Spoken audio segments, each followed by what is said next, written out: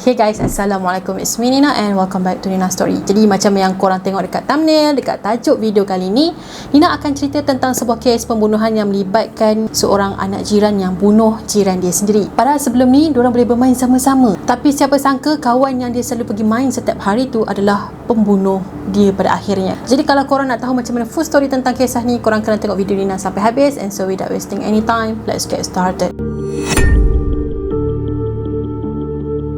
Pada 21 Oktober 2009, Alyssa Bustamante 15 tahun telah mengajak kawan dia Elizabeth Alton 9 tahun ke hutan berhampiran rumah diorang di Missouri, Amerika. Dia beritahu dekat Elizabeth yang dia ada surprise untuk Elizabeth yang dia nak tunjuk dekat dalam hutan. Tapi apa yang dia buat, Alyssa cekik Elizabeth, dia pukul budak tu, dia tikam beberapa kali dan dia kelar leher Elizabeth sampailah meninggal. Sehari selepas tu kan, jasad Elizabeth yang dah tak bernyawa ni dijumpai berada dalam sebuah lubang yang tak dalam berhampiran rumah Alyssa, which is dekat belakang rumah dia. Sebelum polis jumpa jasad Elizabeth, Alyssa ni telah menjadi suspek utama dalam kes ni selepas diorang menerima laporan kehilangan daripada mak ayah Elizabeth. Sebabnya Alyssa ni adalah orang yang terakhir bersama-sama dengan Elizabeth pada hari dia menghilang. Lepas tu bila polis siasat dengan lebih mendalam kes ni, rupa-rupanya budak sekolah yang baru sekolah menengah ni kan dah bunuh seorang budak, guys. Korang tahu tak apa alasan dia? Dia cakap dia teringin nak tahu bagaimana rasanya membunuh. Cuma teringin rasa nak bunuh terus pergi bunuh orang. Gila. Elizabeth Alton lahir pada 15 Disember 1999 di Jefferson City, Missouri, Amerika. Mak dia bernama Patricia ataupun Patty, manakala ayah dia pula adalah Dale Alton Sr. Jadi Elizabeth ni merupakan anak bongsu daripada 5 adik-beradik. Elizabeth dibesarkan dalam sebuah keluarga yang baik dan dia mendapat kasih sayang yang secukupnya. Jadi dia punya lifestyle pun samalah macam kanak-kanak normal yang lain. Elizabeth ni dia ada ramai kawan dan salah seorang kawan dia adalah jiran dia sendiri, which is Alyssa dan juga adik perempuan Alyssa yang bernama Emma. Jadi diorang ni selalulah bermain bersama-sama dan Elizabeth sendiri pun pernah ke rumah Alyssa untuk bermain dengan dorang. Alyssa ni pula adalah seorang gadis yang disukai oleh kawan-kawan dia sebab dia ni adalah sweet girl dan happening. So Nina cerita sikit lah latar belakang Alyssa sebelum Nina cerita apa yang dia dah buat dan apa yang akan terjadi dekat dia. Alyssa ni datang daripada keluarga yang bermasalah. Mak dia ni penagih dadah, pendera dan juga pernah masuk penjara. Ayah dia pula bernama Caesar yang masa tu masih meringkuk dalam penjara selama 10 tahun atas kesalahan menyerang. Jadi masa mak dan ayah diorang ni ada dekat dalam penjara, Alyssa dengan 3 orang lagi adik dia pun tinggallah dengan atuk dan nenek diorang dekat California. Sejak dari itu, atuk dan nenek diorang ni telah menjadi penjaga yang sah sebab masa tu ibu bapa diorang ni tak layak lah. Selepas beberapa tahun diorang tinggal dengan atuk dan nenek diorang dekat California, diorang pun berpindah ke Missouri dan tinggal dengan mak diorang pula. Walaupun mak dan ayah dia bermasalah, tapi Alyssa ni sebenarnya adalah budak pandai. Grade dia dekat sekolah sama ada A ataupun B je. Jadi selama dia tinggal dengan atuk dan nenek dia sebelum ni kan, jadi nenek dia telah memberikan dorang ni keperluan yang mencukupi, yang mana sebelum ni parents dia pun tak boleh nak bagi dekat dorang tau. Lepas tu si Alyssa ni juga kerap ke gereja dan selalulah terlibat dengan aktiviti sosial. Walaupun orang nampak Alyssa ni budak baik kan, maybe dia dah move on dengan kehidupan dia yang toksik tu, tapi sebenarnya dia pernah cuba bunuh diri pada tahun 2007. Dia dimasukkan ke dalam ward psychiatry selama 10 hari dan telah disahkan ada penyakit depression. Dia selalu juga tahu kelar ni dekat dia punya bahagian lengan ni sampai dah penuh dengan parut dan dia pernah tunjuk parut-parut tu dekat kawan-kawan dia. Karakter si Alyssa ni sebenarnya dekat luar dengan social media sangatlah berbeza. Dia macam dua orang yang berbeza. Dia pernah tweet yang mengatakan dia benci gila dengan pihak berkuasa. Lepas tu dia ada juga tulis dekat bio dia dalam akaun YouTube dengan MySpace mengatakan hobi dia adalah killing people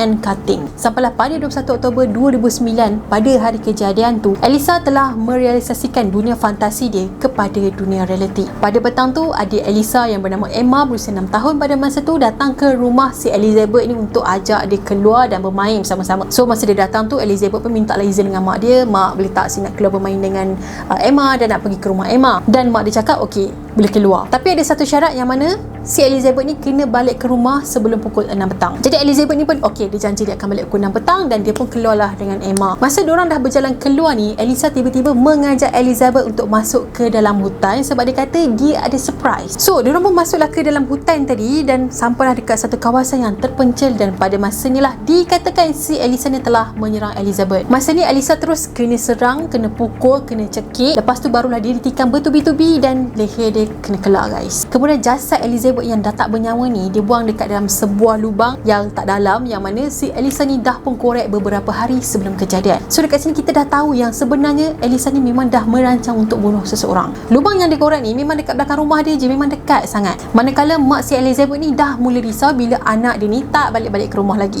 Jadi abang Elizabeth yang bernama Anthony berusia 13 tahun pada masa tu, dia pun keluarlah dari rumah tu pergi keluar cari adik dia. Tapi dia hanya terjumpa Elisa dengan Emma je. Adik dia tak ada. Masa dia jumpa diorang berdua tu kan, muka Elisa ni happy gila dan dia sempat cakap dengan si Emma mengatakan yang jangan beritahu sesiapa. Masa dia cakap macam tu dekat Emma, Anthony ni memang dengar tau, cuma dia tak faham apa benda jangan beritahu sesiapa. Jadi Anthony ni pun balik ke rumah dan beritahu dekat mak dia yang dia tak jumpa Elizabeth, dan kemudian mak dia pun teruslah buat report polis. Mak Elizabeth ni tahu yang anak bongsu dia ni sangatlah penakut, sangat takut dengan gelap, dan tak mungkin anak dia masih lagi merayu-rayu dekat luar sana. Jadi mak dia rasa macam ada yang tak kena, yang membuatkan mak dia tu jadi double risau tu, sebabnya anak dia sorang-sorang je dekat luar dan tak bersama-sama dengan Emma. Lepas polis dapat call daripada mak Elizabeth, diorang pun terus ke rumah Elizabeth. Bukan polis je yang datang kat sana tau, tapi FBI pun datang juga. Selain polis dan FBI, beratus-ratus penduduk tempatan dekat sana telah melibatkan diri dalam misi mencari Elizabeth. Tapi diorang tak jumpa Elizabeth sampailah pada keesokan harinya. Masa ni FBI dapat info mengatakan yang si Emma ni adalah orang yang terakhir bersama dengan Elizabeth. Jadi diorang pun interview dia dan termasuklah kakak dia bernama Elisa. Masa ejen FBI ni tengah interview dengan Elisa, tanya pasal apa yang terjadi pada hari kejadian, diorang dapat rasakan yang Elisa ni macam pelik perangai dia, seolah-olah macam dia tengah sembunyikan sesuatu. Disebabkan diorang rasa Elisa ni macam suspicious kan, diorang juga telah merampas diary si Elisa. Pada hari yang sama, polis telah terjumpa satu lubang yang tak dalam dekat belakang rumah dia dan nampak macam kubur. Bila FBI tanya Elisa, tu lubang apa kan? Elisa ni cakap dia memang suka gali lubang. Tak lama lepas tu, polis terjumpa satu lagi lubang yang berada dekat belakang rumah dia, dan lubang ni ditutupi dengan daun-daun kering, dan dekat dalam lubang tu ada jasad Elizabeth yang dah tak bernyawa. Bila polis dah dapat bukti tang-tang-tang macam tu kan, jadi Elisa ni terus kena tangkap. Jiran-jiran yang memang follow rapat dengan kes ni, diorang memang terkejut sangat-sangat sebab diorang tak sangka Elisa ni kan kawan kepada Elizabeth. Kenapa dia bunuh Elizabeth? Padahal diorang tu selalu bermain bersama-sama, tahu tak? Dah berjiran lagi tu, rumah diorang selang 4 buah rumah je. Tapi siapa sangka kan, orang yang paling dia percaya, orang yang selalu main dengan dia, orang itulah yang membunuh dia. Dalam diari Elisa ni ada catatan yang membuktikan dia yang membunuh Elizabeth. Jadi dalam diari yang dia tulis tu, dia confess yang dia dah bunuh seseorang, dan dia kata perasaan tu rasa seronok sangat-sangat. Lepas dia dah tulis confession dia apa semua tu, tiba-tiba dia padam pula dengan pen. Jadi masa dekat mahkamah ni, peguam bela dia pun cakap dekat hakim yang Elisa ni datang daripada keluarga bermasalah, dia pun ada macam mental yang tak stabil. Dia cakap macam tu pun sebab nak kurangkan hukuman si Elisa ni lah. Tapi mahkamah tolak dan nak bicarakan si Elisa ni sebagai orang dewasa. Jadi semasa perbicaraan tu, Elisa ni kena terima perjanjian pengakuan. So dia kena bagi kerjasama yang penuh lah dengan pihak polis. Dia kena terima hukuman tadi tu sebab inilah hukuman yang paling ringan kalau dia tak nak dikenakan hukuman mati. Selain terima perjanjian tadi, Elisa juga telah dijatuhkan hukuman penjara seumur hidup dan dijatuhi hukuman tambahan 30 tahun lagi atas pertuduhan yang lain. Hukuman yang Elisa ni terima, mak Elizabeth memang tak terima langsung. Dia kata hukuman tu terlalu ringan. Elisa cuma dijatuhkan hukuman penjara, sedangkan Elisa ni dah pun bunuh anak dia. Sepatutnya macam nyawa dibalas dengan nyawa lah. Lepas tu mak Elizabeth ni juga telah saman Elisa sebanyak $5 juta atas tuntutan ganti rugi. Kalau ikut undang-undang, Elisa sepatutnya dapat parol lah pada tahun 2027 nanti. Tapi disebabkan dia punya hukuman penjara tu kan bertambah lagi 30 tahun, so maybe dia akan dibebaskan pada tahun 2057. Jadi dia masuk penjara tu masa dia masih lagi remaja, dan bila dia keluar nanti dah jadi warga emas dah. Korang ingat tak yang Nina cerita tadi yang kata polis terjumpa 2 lubang yang dia dah korek tu? Sebenarnya dikatakan 2 lubang yang dia korek tu, dia plan nak bunuh 2 adik lelaki dia. Sebabnya sebelum ni pernah ada kejadian yang mana dia suruh 2 adik lelaki dia ni pegang pagar elektrik, dan adik dia pegang, lepas tu diorang ni lecur, tahu tak? Elisa ada record video tu dan dia pernah upload dekat YouTube, tapi YouTube dah take down video tadi sebab dianggap sebagai cubaan membunuh diri. Jadi tak tahulah kenapa dia tak jadi bunuh 2 adik dia dan dia pergi aim Elizabeth pula. Korang tahu tak kenapa? Cuba komen sikit.